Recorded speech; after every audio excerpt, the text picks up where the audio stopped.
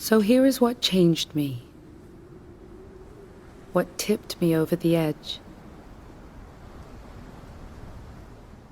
The experience that drowned me, forever changing the way I saw the world.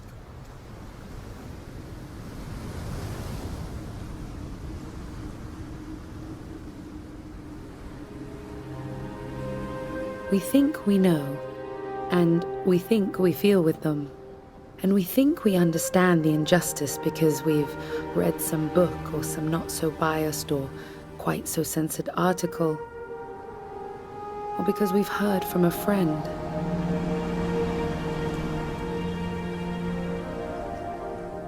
But there is so much more. We have merely dipped our toes into the gentle tide of this colossal injustice.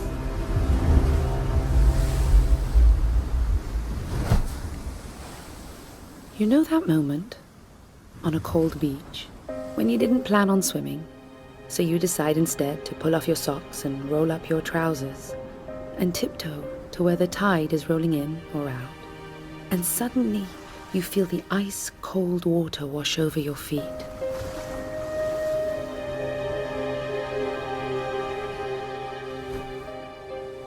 And right then,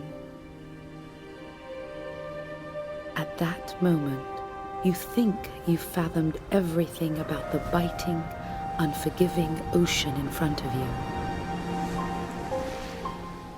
But of course you don't, and you won't, until you leave the shore and hold your breath and submerge yourself in it.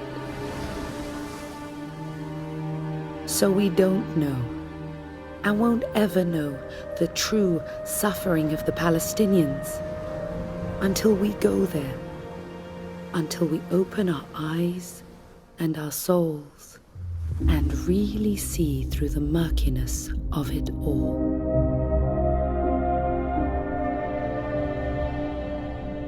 Be mindful, though,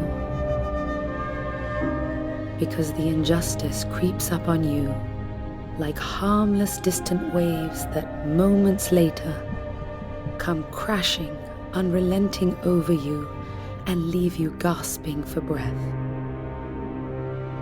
How could this be happening?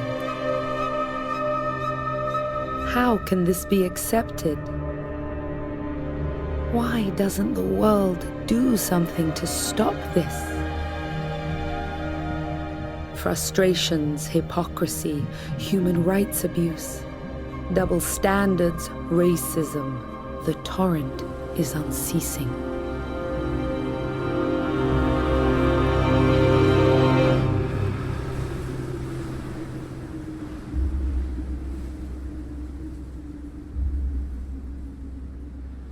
You see, when you go, you don't know where the current will take you.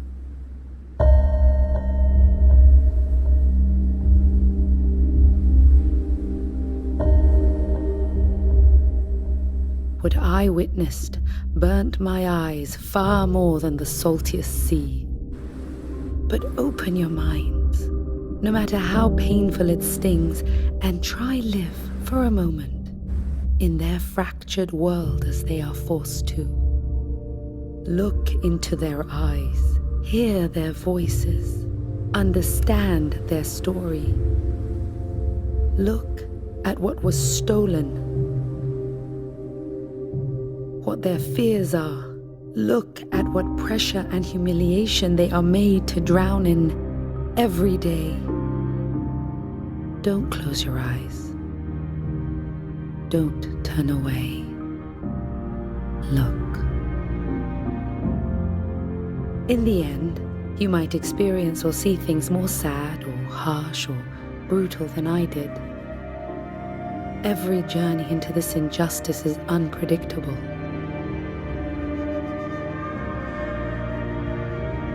I didn't know what racist policy would apply from one day to the next.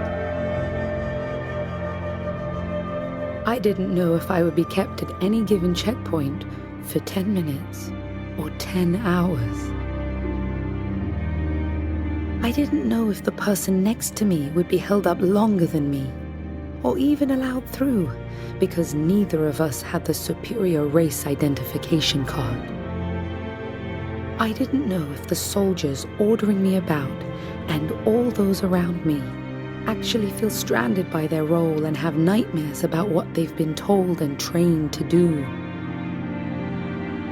Or if they really do see the Palestinians as animals, welcoming their role in drowning them in deliberately degrading procedures. And if that were the case, and someone rightfully were to get emotional or understandably express anger at being kept in the burning sun for hours, or at not being allowed through to work again, or to see their family, or even make it to a hospital to give birth, that these soldiers could beat them mercilessly until the blood soaked their clothing. And there's nothing they would be able to do to defend themselves.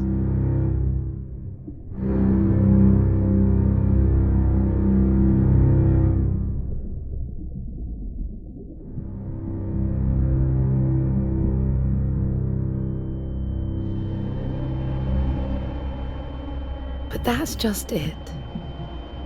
The confusion and vulnerability of everything. I was there, and nothing was for certain.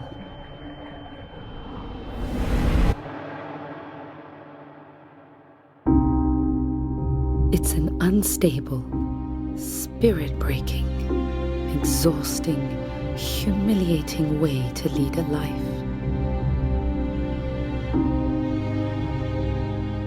Just an ongoing struggle to keep their heads above the rising tide of degradation. And to live like that, barely able to breathe, with their very existence constantly submerged with the instability and helplessness of it all. Asking themselves daily, will I get a permit to visit my mother 20 minutes away?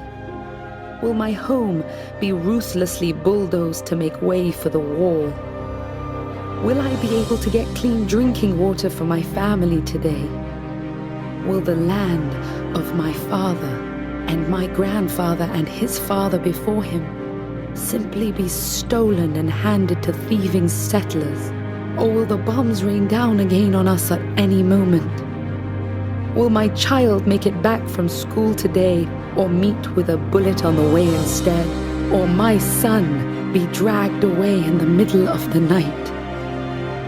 Wave after wave, decade after decade, the persecution goes on. That's when the injustice, the true freezing ocean is felt.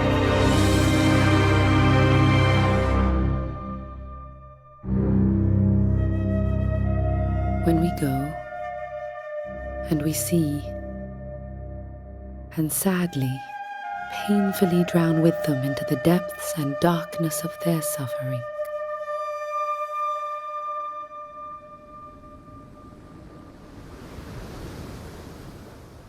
And still then, we will return to the warmth of our homes on faraway shores.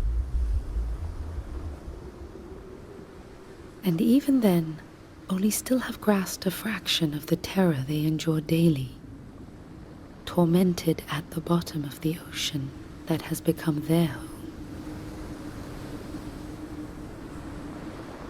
The freezing ocean we once thought we understood so well, when we were merely standing, observing from the shore.